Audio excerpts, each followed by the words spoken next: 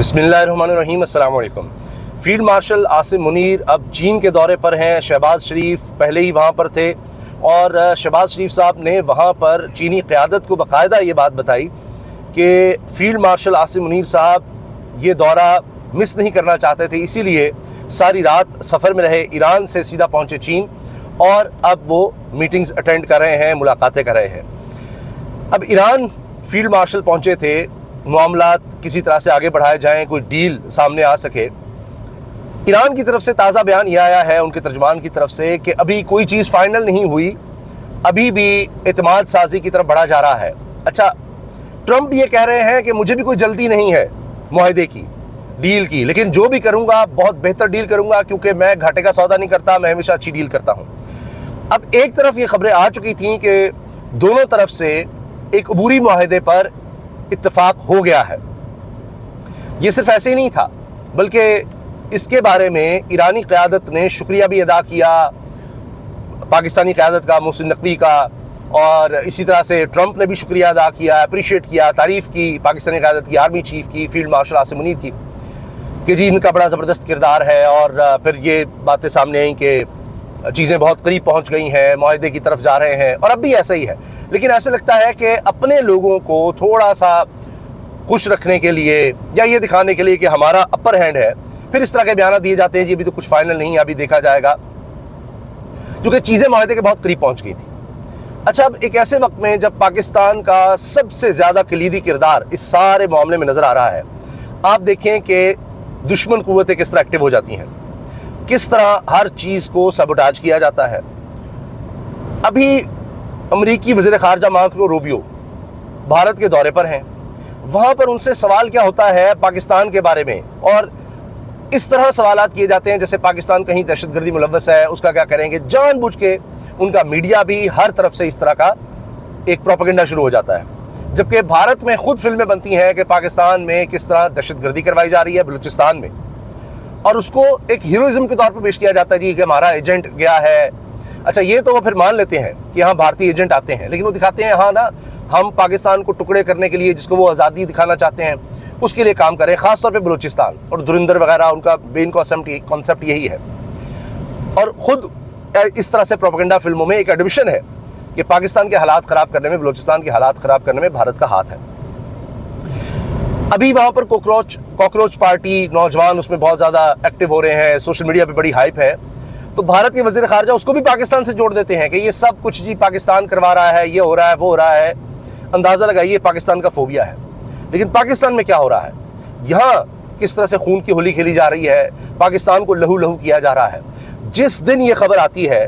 कि पाकिस्तान मुआहदा कराने के करीब पहुँच गया है, अबूरी मुआहदा हो रहा है, उसकी शराइत मान ली गई हैं, डिटेल्स आती हैं, उसी दिन क्या खबर आती है कि बलूचिस्तान में दहशतगर्दी का एक बहुत बड़ा वाक़या हुआ, जिसमें कल ये पता चला था कि 14 लोग शहीद हो गए हैं। ये शाहिद रिंद तर्जुमान वज़ीर आला बलूचिस्तान की तरफ से बयान दिया गया 14 लोगों का। इत्तलात ये हैं कि शहादतें इससे ज़्यादा हो गई हैं, क्योंकि बहुत से ज़ख्मी जिनकी क्रिटिकल कंडीशन थी वो दुनिया से चले गए। तो अब 14 का तो सरकारी तौर पर कंफर्म किया गया कल ही, यानी 24 घंटे से ज़्यादा इस बात को भी हो गए हैं। तो आप अंदाज़ा लगाइए कि क्या किया जा रहा है और किस तरह से अब दहशतगर्दी को फैलाया जा रहा है। मैं इसलिए अल्फाज इस्तेमाल कर रहा हूँ कि इसमें एक गाड़ी इस्तेमाल की गई और दहशतगर्दों ने इसकी जिम्मेदारी कबूल की है। BLA ने गाड़ी इस्तेमाल की, कई फुट गहरा गड्ढा वहाँ पर पड़ गया। किया क्या कि अमूमन जहाँ पर गाड़ियाँ पार्क होती हैं ट्रेन के बिल्कुल करीब, ट्रेन की पटरी के करीब, वहीं पर जाकर अचानक से एक गाड़ी खड़ी कर दी जाती है, इसी आड़ में, पार्किंग की आड़ में, उन्हीं गाड़ियों के पास ही। और जो ही ट्रेन वहाँ से गुजरती है, ये लिंक ट्रेन बताई जा रही है, जिसने आगे फिर कोयटा स्टेशन पर जाकर इन सवारियों को मेन ट्रेन में बिठाना था और वहाँ से फिर इस ट्रेन ने आगे का सफ़र करना था लाहौर और फिर आगे पेशावर की तरफ। पहले भी आप जानते हैं जाफर एक्सप्रेस पर बहुत बड़ा दहशतगर्दी का हमला हुआ और कितनी बड़ी तादाद में, सैकड़ों की तादाद में लोगों को वहाँ पर अगवा कर लिया गया था। फिर एक ऑपरेशन किया गया जिसके नतीजे में मूवियों को बाजियाब करवाया गया, दहशतगर्दों को मारा गया था। अब इन्होंने क्या किया है कि धमाका खेज मवाद का इस्तेमाल, इतनी बड़ी तादाद में, पूरी गाड़ी ऐसा लगता है कि धमाका खेज मवाद से भरी हुई थी,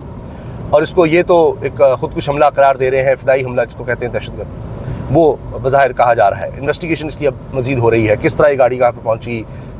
کس نے چلایا۔ لیکن آپ دیکھیے تباہی اتنی بڑی ہے کہ تقریباً 100 گھروں کے شیشے ٹوٹ گئے، کئی عمارتوں، درجنوں عمارتوں کو نقصان پہنچا، اور وہاں پر جہاں گاڑیاں پارک ہوئی تھیں وہاں قریبی پلازا تھا، اس پلازے کو تو بہت زیادہ نقصان پہنچا ہے، اور گاڑیاں جو ارد گرد کھڑی تھیں وہ تو تقریباً ساری جل گئی ہیں، بالکل جل کے وہ ایک طرح سے راکھ کا منظر پیش کر رہی ہیں۔ بلوچستان کے عوام میں شدید غم و غصہ ہے، اس میں ایف سی کے اہلکار بھی شہید ہوئے ہیں، عام شہری بھی شہید ہوئے ہیں، اور ظاہر ہے کہ اب یہ کہ جی یہ بلوچ بھی ہیں، اس میں اب سارے پاکستانی ہیں، لیکن یہ دہشت گرد کیا کرتے ہیں کہ جی نہیں ہم تو بلوچوں کو کچھ نہیں کہتے۔ جس طرح آپ دیکھیں ابھی خبر آئی 12 دن تک وائس چانسلر اغوا رہے، اور گوادر یونیورسٹی کے وائس چانسلر کو اغوا رکھا گیا، پھر یہ پورٹرے کرتے ہیں کہ ہم تو بلوچستان کے لوگوں کی کوئی تحریک چلا رہے ہیں، اس طرح سے کر رہے ہیں۔ لیکن اب آپ دیکھیے نا کہ اس میں شہید کون ہو رہا ہے، اس میں تو بلوچی شہید ہو رہا ہے، بلوچستان کے لوگ شہید ہو رہے ہیں، پاکستانی شہید ہو رہے ہیں، مسلمان شہید ہو رہے ہیں۔ تو یہ جو ایک سوچ پھیلانے کی کوشش ہوئی کہ نہیں جی ہم تو کوئی بلوچ عوام کی خاطر تحریک چلا رہے ہیں، ان کے حقوق کی ہے، تو پھر وہ کہاں گئی؟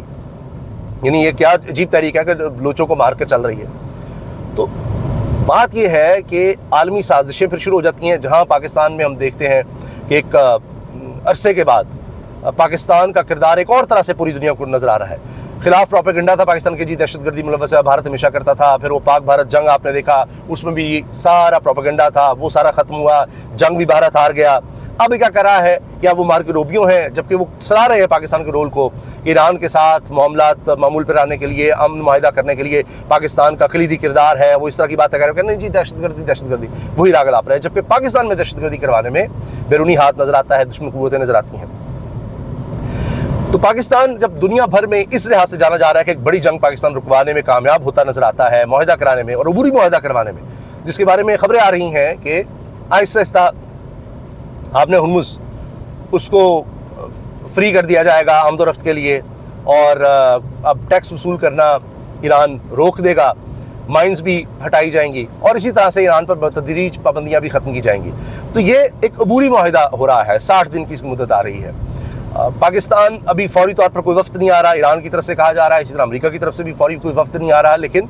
جو ہی چیزیں فائنلائز ہو جائیں گی تو یہ عبوری معاہدہ کہیں پاکستان میں اس سے باہر بھی ہو سکتا ہے، لیکن یہ ایک عبوری معاہدہ ہے، 60 دن کے لیے ایکسٹینڈ کیا جائے گا سیز فائر کو، اور اس کے دوران کے مذاکرات جاری رہیں گے نیوکلیر پروگرام پر، اور